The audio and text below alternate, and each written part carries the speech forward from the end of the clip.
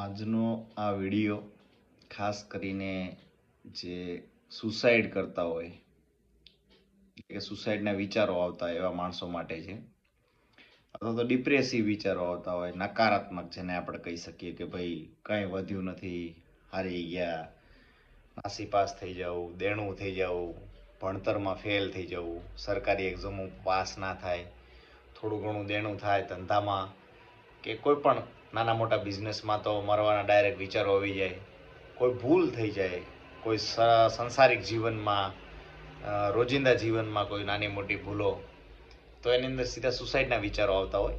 એવા માણસોને અથવા તો એવા લોકોને આ વિડીયો શેર કરવા વિનંતી છે.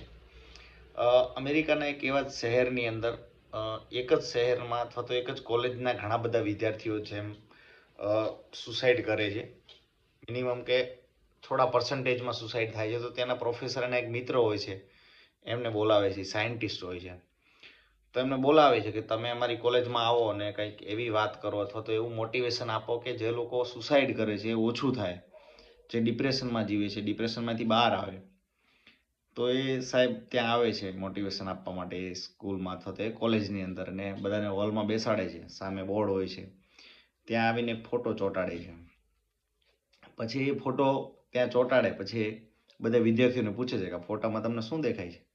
એટલે બધા એમ કે એક નાનો એવો સૂર્ય કે ચંદ્ર જેવું દેખાય છે ને એક નાની તીણકી જેવું દેખાય છે. બધા નજીકથી નીકળે ત્યારે ધારો કે પેનના પોઈન્ટ જેવું, પેનની ઉપર જે પોઈન્ટ હોય આ પોઈન્ટ જેવું એક એરિયા દેખાય છે વ્હાઇટ કલરનું. બાકી આખો ફોટો બ્લેક છે, એની અંદર બે પોઈન્ટ દેખાય છે, એક મોટો ને એક નાનો. તો પછી એ કહે છે કે આ શું છે એ તમને ખબર છે? બધા કે ના, કાંઈ ખબર નથી, આ શું છે, તમે શેનો ફોટો બતાવો છો એમ. તો કહે છે કે મંગળ ઉપરથી એક ટેલિસ્કોપ કે એની મદદથી લીધેલા ફોટોસ છે કે આ ચંદ્ર એની બાજુમાં દેખાય છે અને સામે જે પોઈન્ટ દેખાય છે ને એ પૃથ્વી દેખાય છે, જે પેનના પોઈન્ટ જેવી દેખાય છે.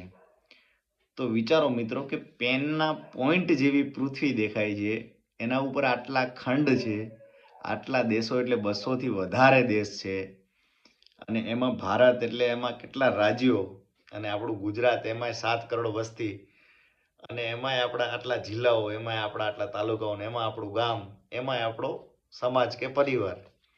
એની અંદર બનેલી એક નાની ઘટના અથવા તો નાનો પ્રોબ્લેમ એને તમે માથે ચડાવીને સીધા રોદડા રોવા માંડો કે હવે શું થશે ને હવે પૂરું થઈ ગયું. તો એવું નથી.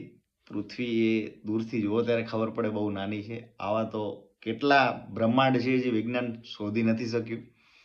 એટલે બહુ વિશાળ દુનિયા છે, બહુ મોટું છે. એ આપણે જાણવા જેવું ઘણું બધું છે. બાકી દૂરથી જોશો તો તમને ખબર પડી જશે કે આ કણ જેવડી પૃથ્વી છે એમાં આપણને ઘણીવાર વિચાર આવે મને જ દુઃખ પડવા મળ્યું છે, મારી સાથે જ આવું થાય છે, અમારું જ આવું ખરાબ થયું, આમ થયું, તેમ થયું. એટલે બધા વિચાર ના કરશો, પોઝિટિવિટી વિચારો. પૃથ્વી ઉપર જો આવ્યા છીએ તો કંઈક સારું થાય એવી. બાકી કમોતે મરવું હોય, કમોતે સુસાઇડ કરે અથવા તો ડિપ્રેશનમાં જાય અથવા તો જેને મરવાના વિચારો આવે છે એ લોકો મેન્ટલી વીક છે. એનો મતલબ કે વીક મતલબ કે જાણતા નથી કે કેટલી ઓપોર્ચ્યુનિટી છે, અથવા તો જે બિંદુ આપણે છીએ તો શું ખબર છે કે જીવ્યા ક્યાંથી આવ્યા કોઈને ખબર હોય, અને ક્યાં જવાના એ ખબર હોય. તો કોઈને મરવાની ઉતાવળ હોય, ભાઈ આપણને ખબર છે અહીંયા જવાનું છે, અહીંયા જાવ જલાલી છે તો જલ્દી મરે, એવું કંઈ હોતું નથી. એટલે જો જીવન મળ્યું છે તો બહુ જ શાંતિથી સમૃદ્ધિથી જીવો અને સારી રીતે જીવો. ડાયરેક્ટ મરવાના વિચારો ના કરશો. આવડ્યા નાના એવા કણ ઉપર જીવે છે, આટલા મોટા ખંડ, આટલી મોટી વસ્તી, અને આપણને એમ થાય કે મને જ દુઃખ પડે છે ને આમ થાય છે ને તેમ થાય છે. એવું કાંઈ નથી. એટલે દુઃખ બધાને પડતા જ હોય, બધાને તકલીફો પડતા જ હોય. જીવતા હોય માણસને અહેસાસ થતો જ હોય. બીજી ફિલોસોફીઓ ઘણી એવી છે અથવા તો ઘણી વાતો એવી છે કે પૃથ્વી ઉપર આપણે છીએ, ક્યાં જશું એની કોઈ ખબર નથી, ક્યાંથી આવ્યા એની કોઈ ખબર નથી. તો વ્યવહારિક જીવન, સામાજિક જીવન કે આર્થિક જીવન, એની અંદર તકલીફો આવવાથી આપણે હારી જવું ના જોઈએ. આપણે ખાલી વહે રાખવાનું છે, જીવે રાખવાનું છે. ધીમે ધીમે પ્રોબ્લેમ્સ ઓછા થતા રહેશે. એટલે કોઈને મરવાના વિચારો કે ડિપ્રેસિવ વિચારો ન કરવા જોઈએ. વધારેમાં વધારે આ વિડીયો એવા માણસોને શેર કરજો અને સફળતા જરૂર મળશે દરેક વસ્તુની અંદર. જય હિન્દ, જય ભારત.